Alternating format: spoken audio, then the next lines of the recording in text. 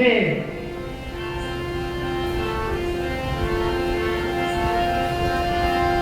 ભક્તિ કરો પાતાલ में प्रगट होय आकाश.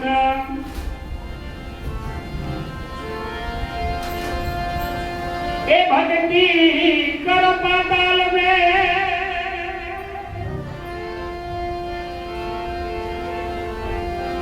प्रगट होय आकाश. ए दादी डूबी नो रहे કસ્તુરી. આ શબ્દ તો મને નથી આવડતા, પણ આવા વલ્લભદાસ મહારાજ જેવાને પૂછવું જોઈએ કે ભાઈ ભક્તિ પાતાળમાં કરવાની અને પ્રગટ આકાશ. આ વાત તો બાબા આવા મહાપુરુષ પાસેથી જ મળે હો.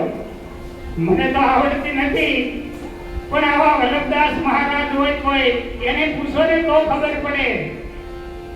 ભક્તિ પાતાળમાં કરવાની ને પ્રગટ આકાશ. પાછું એમાં કે દાદી ડૂબી નો રહે એ કસ્તુરીની વાસ. આ મહાપુરુષના શબ્દો તો જોવો તમે.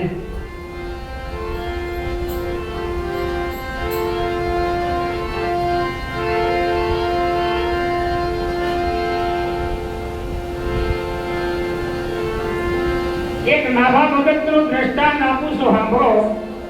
મહાપુરુષો કેવા દુનિયાની માલિકો થઈ ગયા. નાભા ભગતનો અવતાર પેલા એવી સ્થિતિ હતી, ન્યા અવતાર એનો થતો નાભા ભગતનો કે બે પતિ પત્ની હયાત હતા. એમાં આનો જન્મ થયો, પણ એ સમયમાં એવો દુષ્કાળ હતો કે ગાયો મકોડા ભરખી જતી હતી અને બાયું છોકરા ભરખી જતી હતી. એવો સમય હતો, કાળ પડ્યો હતો કે ખાવા કાંઈ મળે નહીં. એ સમયમાં આ બે પતિ પત્ની હતા. એમાં પત્નીને બાળકનો જન્મ થયો તો એનો ઘરવાળો પતિ કે લાય મારે ખાવું છે, ભૂખ લાગી. પત્નીને એમ થયું કે આ ખોટું ખાય, મારો દીકરો અને આ ખાઈ જાય, ગજબ છે. કેવો જમાનો હોય છે, આપણે વિચાર કરવો પડે. હવે તો રામના રાજ છે. આ મોદી મુખ્યમંત્રી થયો ને ત્યાર પછી કાળ નથી પીડ્યો કોઈથી. આ તો સદગુરુની દયા. બાઈએ કીધું એ ન બને એમ રકઝક થઈ અને પતિ ઘેરેથી ચાલ્યો ગયો. બાઈને એમ થઈ ગયું કે આને હવે ગમે ત્યાં ઠેકાણે મૂક્યાવું નકરા રહેવા દે નહીં. બાઈ ઘર બારે નીકળી ગઈ. પત્ની અને બાજુમાં એક સરોવર હતું, ત્યાં ગુફા હતી. ગુફામાં પોતાના છોકરાને મૂકી અને બાઈ વૈયાની ઘેરે. એના પત્ની પતિને કહે છે કે તમે આ ઝાડના પાન ખાઈને જીવો. અહીંયા બીના એવી બની કે હવારના પોરમાં સરોવરને કાંઠે એક મહાપુરુષ રહેતા હતા. ઈ સવારમાં ત્યાં સફર કરવા નીકળ્યા તો અવાજ સાંભળ્યો બાળકનો. તો માહિતીમાં કે અહીંયા કોઈ સ્ત્રી નથી, આ બાળક રોવે છે, એનું કારણ હું. જઈને જોયું તો બાળક એટલું રોતું હતું. એને ઉપાડી લીધું મહાત્માએ અને પોતાના આશ્રમમાં લઈ ગયા. બસા રામ રામ કર, રોવાનું નહીં. જો મહાપુરુષનો કેવો ભાવ હતો. આ બધાને જેટલા મહાપુરુષો જગ્યા એના આશ્રમની અંદર આવે એનું લેઠું વધે ને એ આ બધું બાળકને પાય કાયમ માટે. આ સંસ્કાર લો, સંસ્કાર બાપા સંતોના. એમ કરતા કરતા બાળક 5 થી 6 વર્ષનો ઉંમરમાં થયો. કાયમ સેવા કરે ગુરુની. એમાં એક વખત રાતના 12 થી 1 નો સમય અને આ બાળક સેવા કરતો હતો. બાળક સેવા કરતા કરતા ગુરુ ઝટકી ગયા નીંદરમાં. શબ્દ ઉપર ધ્યાન રાખજો. જો એના ગુરુને નાભીમાંથી કહેવાનું હતું કે જા બસા તારો ઉદ્ધાર થઈ જાય. હવે આ બાળક બોલી ગયો, હે ગુરુદેવ હવે હું ઝટકી ગયા, નાવ કાંઠે આવી ગયો. ગુરુ વિચારમાં પડી ગયા. આને આવી ક્યાંથી આ આટલી બધી હૂજ આવી? પણ બાપા તમારે પ્રતાપે એને હૂજ આવી છે, કારણ કે તમે મહાપુરુષો જેટલા આવ્યા ને આશ્રમમાં, એનું બાપા એને સૌ પાયું થયું સરણામાં તો આ એના પ્રતાપે. એટલે ગુરુદેવે નાભીમાંથી બોલવાનું હતું અને એને કીધું કે ગુરુદેવ નાવ કાંઠે આવી ગઈ છે, હવે હું જજકો છો તમે. ગુરુદેવે એનું નામ એટલે હું પાડ્યું? નાભા ભગત. નાભીમાંથી બોલવાનું હતું કે જા તારો ઉદ્ધાર થઈ જાય, એટલે એનું નામ નાભા ભગત પાડ્યું. નાભો. ત્યાંથી નીકળી ગયા ધીમે ધીમે ધીમે કરતા. એને તો ભાઈ મોટો સંત મેળવતો ચાલુ કરી દીધો, જ્યાં હોય ત્યાં ભજન. કારણ કે આને તો ગુરુનો આદેશ હતો કે જ્યાં જગતમાં તું ભજન કરજે અને બીજાને પણ સંભળાવજે. એમ કરતા કરતા થોડો સમય ગયો. નાભા ભગતને એમ થયું કે આ 108 માળા છે એનો યજ્ઞ કરવો. 108 માળામાં 108 પારા હોય અને મેળ જુદો હોય પાછો, એ ગણતરી ન આવે, 108 પારા જ આવે. નાભા ભગત કે 108 મહંતોને અને સંતોને આમંત્રણ આપવું, પણ મેળ કોને બનાવવો? નાભા ભગતે એવો કોયડો કર્યો, જોવો તમે. 108 સંતોને આમંત્રણ આપ્યું, 108. અને એ સંતો ભાઈ તુલસીદાસ મહારાજના આશ્રમ પાસેથી નીકળ્યા બધા. અને તુલસીદાસને આમંત્રણ ન આપ્યું નાભા ભગતે. હું કામ કે આવા વલ્લભ મહારાજ હોય ને એની પહેલા ટકોરા મારે, હો બાપા એમ જુક્તિ મુક્તિ ન આપે. અને અપાઈએ નહીં. ગંગા સતીએ કીધું કે અધૂરી આગળ પાનભાઈ નો પીહાય, એમ ટકોરા મારવા પડે. આને મેર બનાવવો કોને? પારા તો લાગત બાપા. હો પારાની કોઈ જાણે જ નથી. એમાં તુલસીદાસના શિષ્યો કે ગુરુદેવ આ બધા મહાત્મા જાય છે, નાભા ભગત 108 પારાનો યજ્ઞ કરે છે, આપણને આમંત્રણ ન આપ્યું. કે કાંઈ વાંધો નહીં, ન આપ્યું હોય તો એમાં શું થઈ ગયું? એ સંતો બધા 108 આશ્રમ પાસેથી નીકળી અને નાભા ભગતના આશ્રમમાં ગયા. અને વાહે તુલસીદાસ એના શિષ્યને કહે છે હાલો આપણે જઈએ, સત્સંગમાં જવામાં કાંઈ આમંત્રણની જરૂર નહીં. ઉપડ્યા શિષ્યો કે પણ આપણને આમંત્રણ નથી આપ્યું, આપણે ન જવાય, તમે મારી હારે હાલો, તમારે બીજું કાંઈ કામ કરવાનું નહીં, હું કહું એટલું જ કરવાનું. ગયા સત્સંગ ચાલુ હતો, પાછળ બેસી ગયા બધાએ, તુલસીદાસ અને એના શિષ્યો.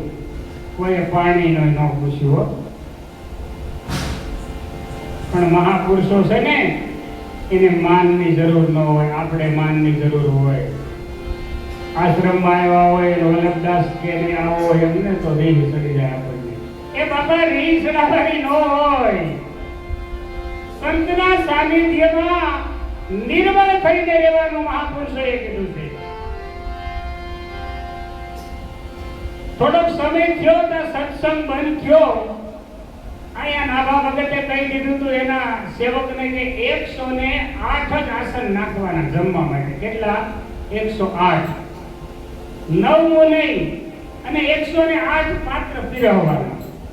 પણ નાભા ભગત એટલા હોશિયાર હતા, જ્યાં પગત પડવાની હતી ને ત્યાં એનો ગોખલો બનાવ્યો, ત્યાંથી જોવે.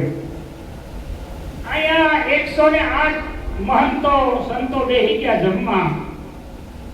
એના શિષ્યો કે આપણને કઈ કીધું નથી, તમે મારી હારે હાલો બાબા, મારી હારે. તુલસીદાસ કહે છે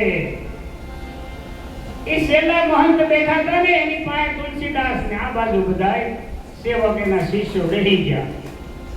હવે રસોઈમાં હું બનાવ્યું હતું? દૂધપાક અને પૂરી. હવે દૂધપાક ને પૂરી બે બનાવ્યું હતું. તુલસીદાસ મહારાજે એના શિષ્યને કહી દીધું, આમથી પીરવવાનું ચાલુ થયું. તો બધા એના શિષ્યો કે તુલસીદાસ બાપુ આપણે આ શેમાં ખાવું? કે હું કહું એમ જ કરો, તમે શાંતિ રાખો. પીરવતા પીરવતા થોડાક આઘાર્યા ને રસોઈયા. તા તુલસીદાસ મહારાજે એના શિષ્યને બધાને કીધું, આ મોજડી પડ્યું છે, આમાં દૂધપાક લઈ લ્યો, આ સંતોની છે. આ મોજડી આમ રાખી બધાએ જો જો મહાપુરુષો જો. એ ઓલો પીરાવવા વાળો વિચારમાં પડી ગયો, મોજડીમાં કેમ પીરાવવું, મારે દૂધપાક. ના બાપા કામથી જોવે ને હળી મૂક્યો. આ મેર તમે બધા પારા. આ કસોટી નાભા ભગત પછી તુલસીદાસ ને અંદર લઈ ગયા, આસન નાખ્યું અને એને મેર બનાવી દીધો કે આ બધા તો પારા છે. એટલે આ જગતની માલિક હોય પેલા આવા મહાપુરુષો છે ને એ આપણી કસોટી કરે. બાપા પરમાણુ ક્યાંય યુક્તિ મુક્તિ કે વસન કોઈ આવ્યું નથી.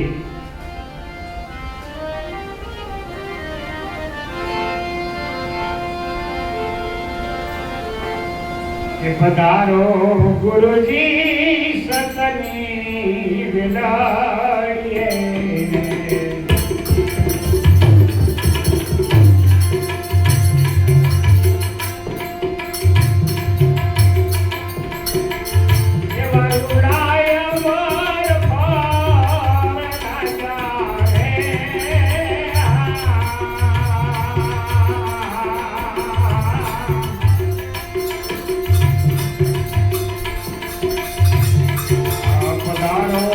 Guru